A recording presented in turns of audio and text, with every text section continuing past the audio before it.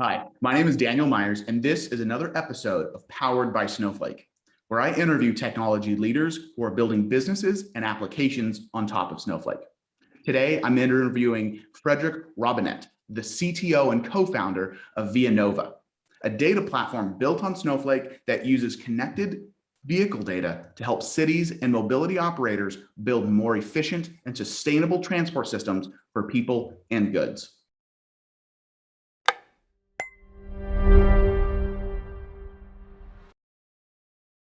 Frederic, how are you? Good, and you, Daniel?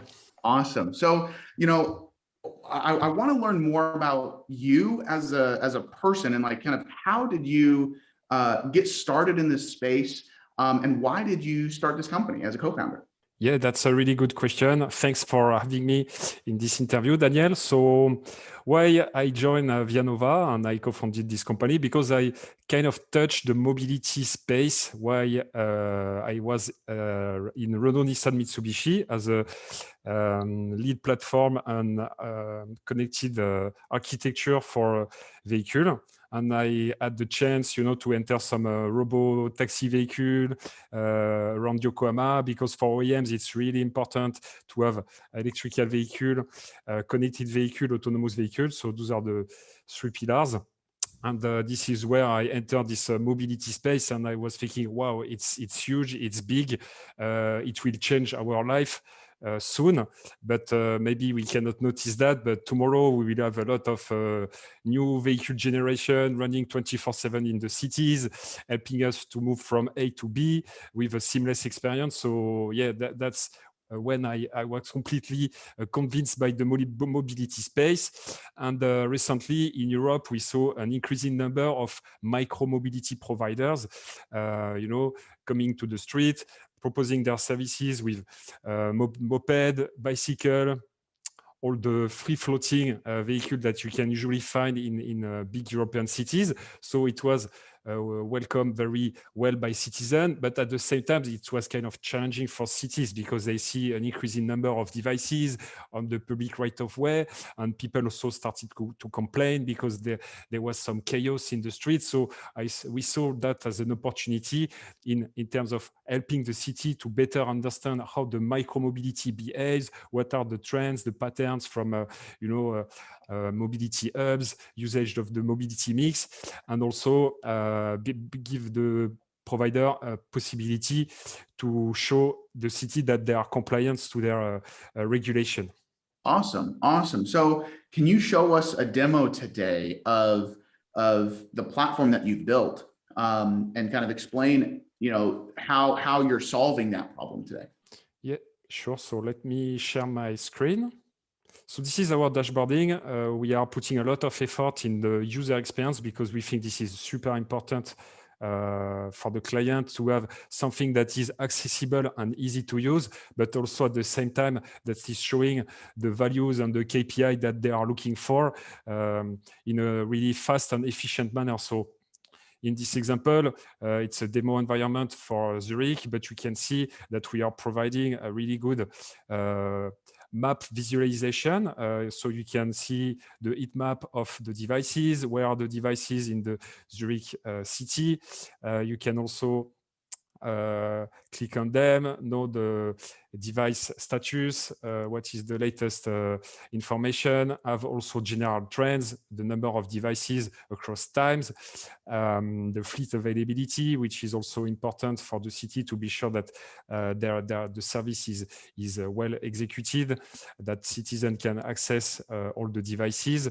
We can also show the number of trips that have been taken. It's always aggregated per hour in order to be compliant with the GDPR constraint. It's important for us also to not disclose too many details when it comes to people privacy. So this is something that we are really cautious about. And we are giving this exagreed visualization of all the districts and sub-districts. So generally speaking, in the GIS world, it's origin and destination. So what are the most popular origin when it comes to this particular district or sub-district and things like that. You can also have this per street segment, number of trips over a time period, which is super useful for the city to understand what are the most used corridors across the city. For example, in order to prioritize their investment into future or possible cycling lanes, it is super important for them to take the right decision, especially after COVID. We saw a huge number of temporary cycle lanes in order to let people cycle and bicycle around the city. So this is something super useful for them. We give the exact same thing in terms of parking segment. So you can see where are the most parked device. And this is also something that the city are looking for in order to avoid crowded street with a lot of micro-mobility device. We are giving also the number across a large amount of period, so it can be from one day to actually the whole history. And this is where we think also Snowflake is really helping us, because at the end it's a lot of that of data. If you think about one device could be able to give you like 300 telemetries per trip, and usually a device is taking from 1 to 3 trips per day. So at the end of the day and at the end of the month, it's a huge number of data, and we were kind of struggling with our infrastructure using Postgres. Then we need to invest a lot of time into, okay, how many Postgres server do we need? What could be the size of the cluster? How can we route the queries? And we truly believe that our value is in the service that we are creating, rather than maintaining an infrastructure or a cluster of database. So this is really where Snowflake is helping us, because it's so easy for us to decide and provision the cluster and the size of the cluster. It's like instantly applied. So thanks to Snowflake, we are able to really invest time in our product. Another view that is super useful for cities are the control page. So here they can see a clear photo or picture of the actual fleet across the whole city. They can see potential bottleneck, where are the unavailable vehicles, so they can take action, directly contacting the provider. Hey, we think there is an issue here. There are too much unavailable devices, and also real-time infraction.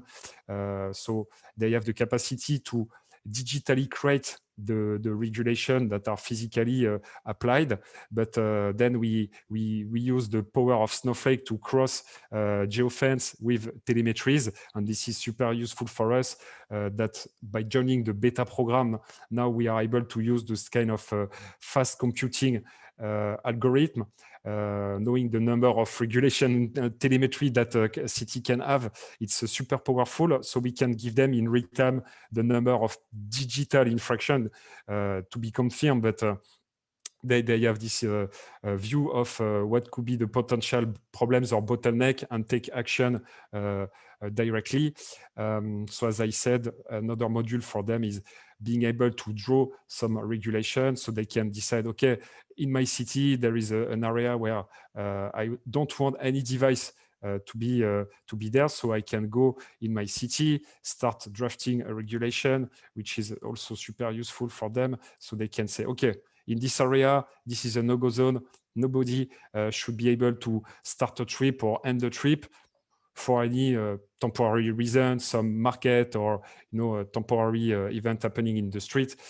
So then the regulation will be communicated to the operator, that will directly show that in the front-end application or the mobile app, in order to help really the city better organize the public right-of-way. That's awesome. So it's incredibly powerful to see the amount of visualization and the amount of information that you can glean from this micromobility data. And so what, you mentioned a few of the actions that these operators are taking. Like, for example, they can help prioritize investment in certain areas.